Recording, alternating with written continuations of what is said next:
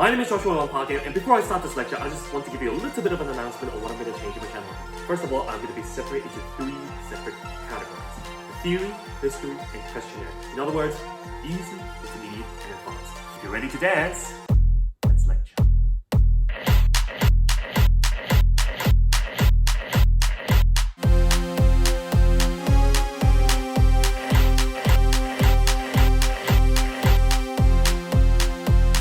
My name is Joshua Parker, and welcome to lecture.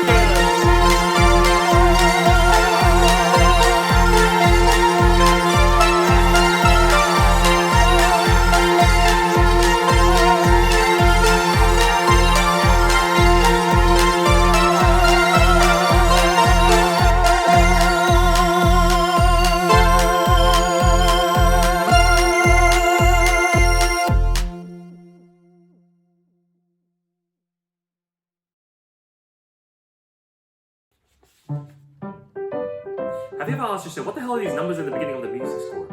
What's it for? Why is it there in the first place? I don't even understand, you know? This is why in this episode I'm going to be teaching you how to understand these little numbers in the beginning of the musical note. It's called the time signatures. Let's begin.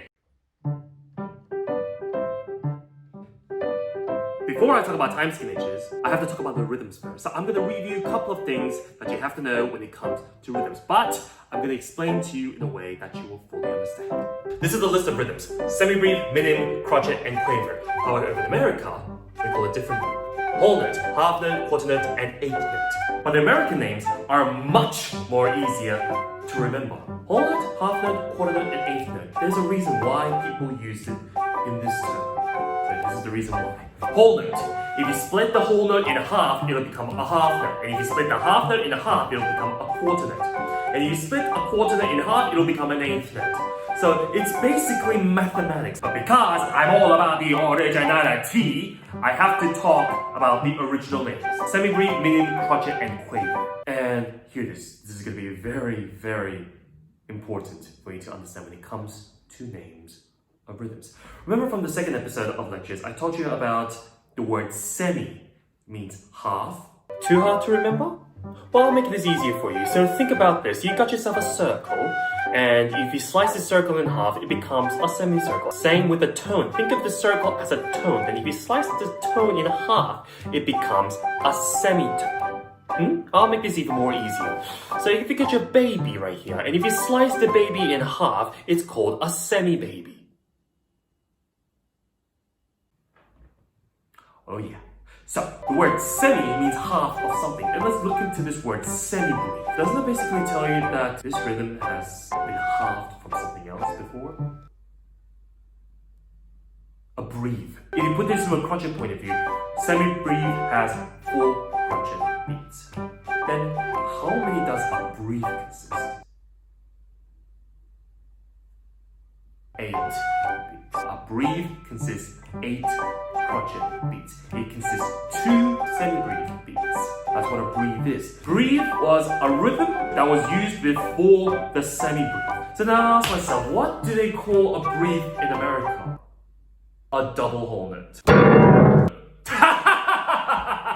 This is stupid! I just had absolutely no idea why they call it a double whole note while the actual whole note is a brief. But I know why they call the semi-brief as a whole note. And I can't deny that idea. It's because there are so many composers who rarely use a brief in composition. I mean, think about it. Who wants to hold one note for 8 beats? So the next question is a brief useless rhythm?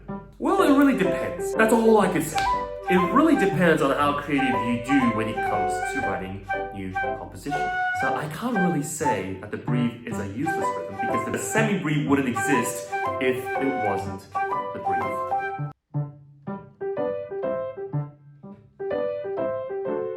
Time signature has 2 numbers, one at the top and one at the bottom. I really need the bottom number for some reason. So first I'm going to be talking about the top number. In the simple time signature categories, we have 2, 3, and a 4. And we put them into 3 separate categories known as a duple time, a triple time, and a quadruple time. The top number indicates how many beats per bar, and the bottom number indicates what sort of a specific rhythm does one beat count as. Now this time, I'm gonna talk about the bottom number. And I really hate explaining this because it's something that people will keep on complaining because they don't understand what it means. So I'll do my best to explain this as best as I could. The bottom number, it always depends on the rhythm chart. Let's ignore the brief at the moment because it's a useless rhythm. Let's look at the example of the number 4. The number 4 at the bottom, it means a crotchet beat because there's 4 crotchets consisting of 1 semi-brief. So if the bottom number changes into 2, it's a minim beat because there's 2 minims in 1 semi-brief. If the bottom number changes into 1, that is a semi-brief. So then let's look at an example here. 4 over 4. Instead of saying 4 crotchet beats in 1 bar. It's not 4 crotchets in 1 bar, it's 4 crotchet beats in 1 bar.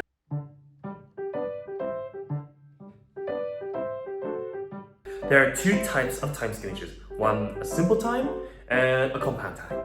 Simple is just like the actual meaning. It's very basic, it's simple, plain, and the easy part of time signatures. Compound is the opposite. It's a difficult beat. One of the most common compound time signatures is when the bottom number is number 8, aka quaver beats. So this is the list of time signatures that are the compound time signatures. 6/8, 9/8, and 12/8. However, we don't really count this as quaver beats. We actually have to group them into separate groups, which is why we call them a compound time signatures. In each group, there is 3 quavers. So here's an example of a 6/8 time signature. There's 3 quavers in one group. Thus, 6/8 time signature contains 2 main beats. So the first main beat goes into the first quaver, and the second main beat goes into the 4th quaver beat. So it'll sound as 1, 2, 3, 1, 2, 3. That's a 6/8. Another example, 9/8, 3 groups. And 12/8, 4 groups.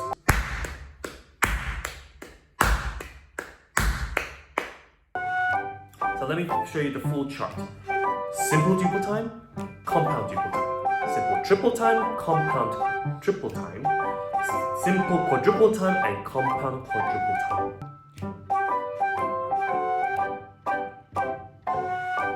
When we are practicing music with correct beats and correct rhythms, we have to use this particular material known as the metronome.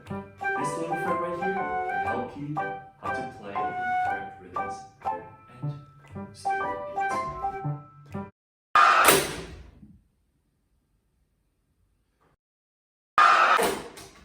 1 second.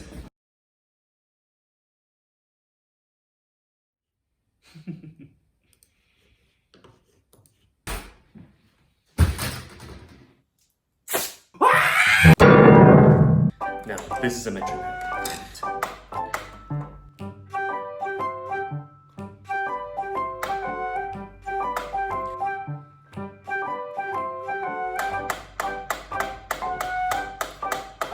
This is a real help of indicating how fast or how slow you want to practice. Let's say you're practicing a piece of music and you want to play very fast, but you first play in a very slow tempo, and then after you feel so comfortable in practicing in a slow tempo, that's when you can increase the speed little by little by little by little, and then you get to the point where you really want to aim for. But on the side of this metronome right here, you'll basically get to see these 2 little features right here.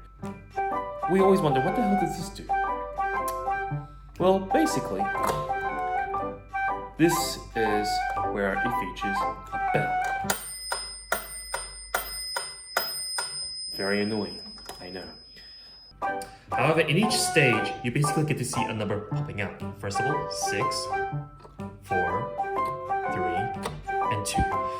Which means every single 2 beats, this will ring a bell. And in the case when you're putting it to 3, it'll ring every single 3 beats at a time. 4 in the same scenario. And 6.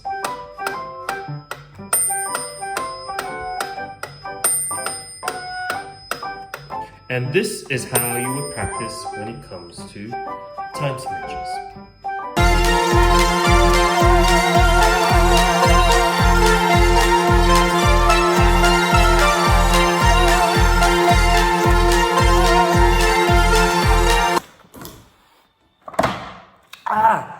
Do you agree with my lecture? Yes, you have to agree with my lecture, because it's not my personal opinion, so you must agree! If you have any other topics that you want me to talk about, leave a comment down below, and I'll see you in the next lecture. My name is Joshua Parkin, and as always,